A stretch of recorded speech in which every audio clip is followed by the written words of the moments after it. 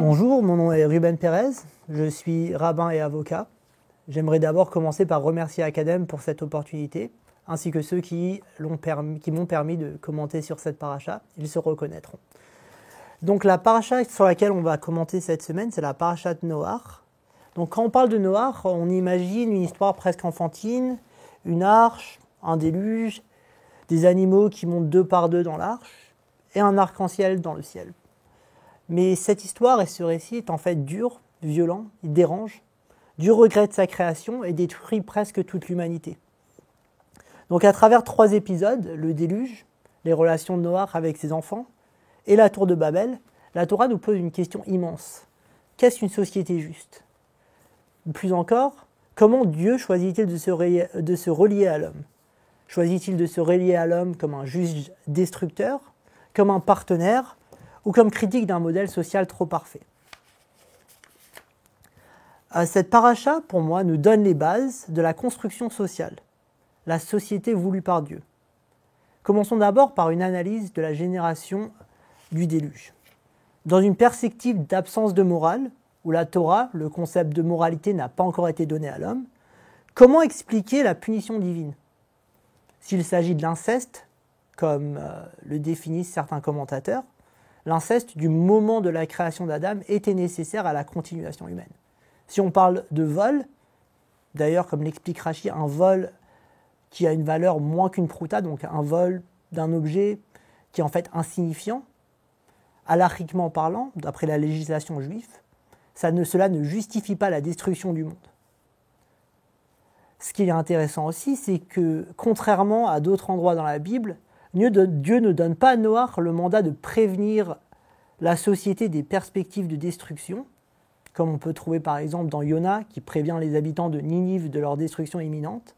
Dieu prend la décision seul et l'applique. Analysons donc la société pré-déluge, la société noachite. Elle ressemble en fait à l'ordre naturel tel que défini par Rousseau dans le contrat social. C'est une organisation fondée sur la force, le besoin et les inégalités physiques, chacun pour soi. D'après certains commentateurs, l'élément déclencheur de la destruction n'est pas l'immoralité sexuelle, mais plus le vol. C'est-à-dire une société où chacun vole l'autre par instinct de conservation.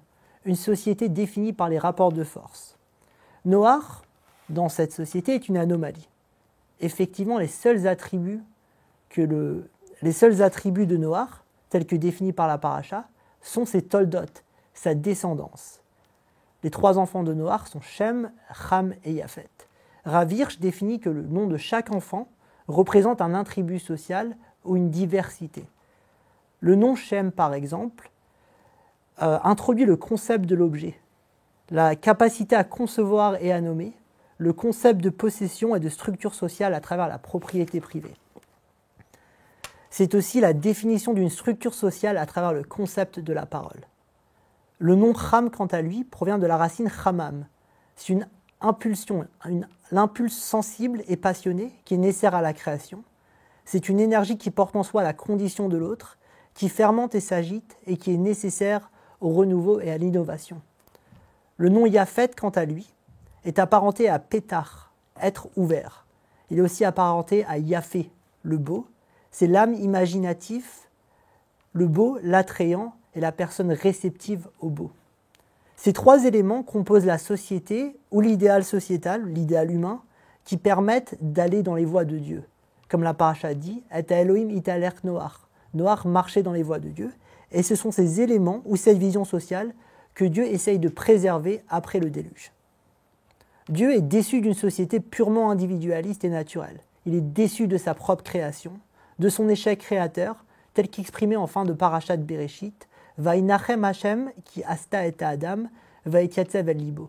Dieu a regretté en son cœur d'avoir créé l'homme. Il décide donc de recommencer sur de nouvelles bases et demande à Noé et à ses enfants de faire quelque chose d'altruiste, de s'occuper d'animaux, duquel il ne retire aucun bénéfice à s'occuper des animaux. Il leur demande donc de casser leur instinct social et de faire quelque chose pour l'autre. Cependant, après le déluge, Dieu réalise rapidement qu'une société purement humaine ou exclusivement divine est vouée à l'échec. C'est pour ça que le premier acte divin après la destruction est la réalisation de la nature complexe et égoïste de l'homme. Qui etzer leva Adam mineurai. L'homme est mauvais depuis sa naissance. L'humain est complexe et au lieu de le détruire, il faut travailler avec lui. Dieu introduit donc des règles d'éthique sociale, telles que trouvées dans cette paracha, chapitre 9, versets 1 à 7. Il introduit une obligation éthique à l'égard des animaux et à l'égard de la nature. On ne peut pas manger Ever Minachai, c'est-à-dire un morceau d'un animal encore vivant. Il introduit aussi des règles d'interaction humaine et des répercussions légales et sociales à travers la punition pour le meurtre. Il établit aussi une alliance entre l'homme et Dieu, telle que trouvée dans le chapitre 9, des versets 9 à 11.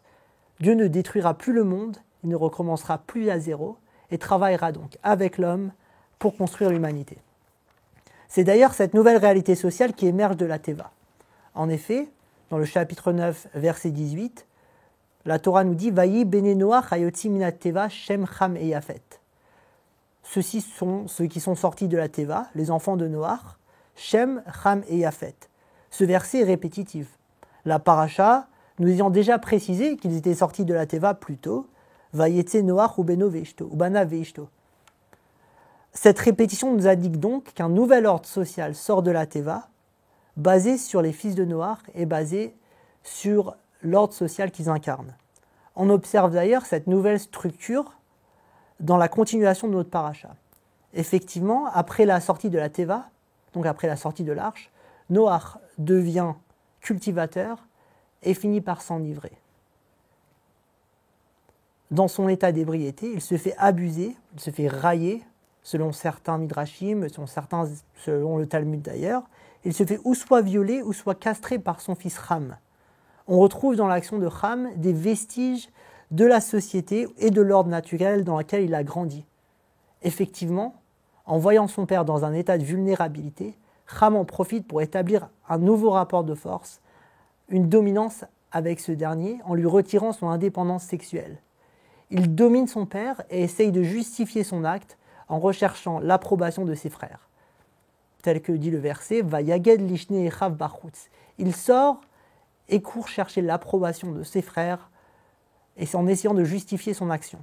Cependant, au lieu de la réponse recherchée, ces deux frères font preuve d'une éthique morale en reconnaissant l'aspect individuel et la honte de leur père, non seulement le recouvrant, mais en évitant de regarder sa nudité.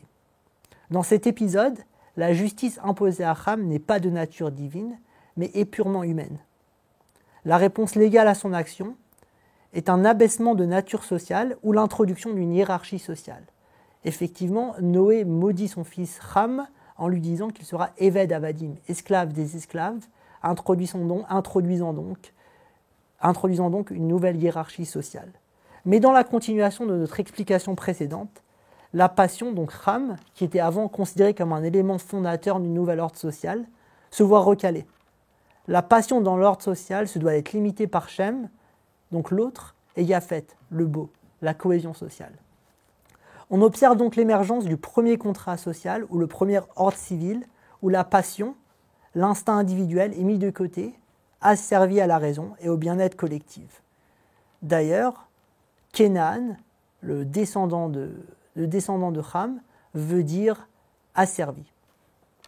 L'épisode final de notre paracha sert de conclusion parfaite à notre analyse.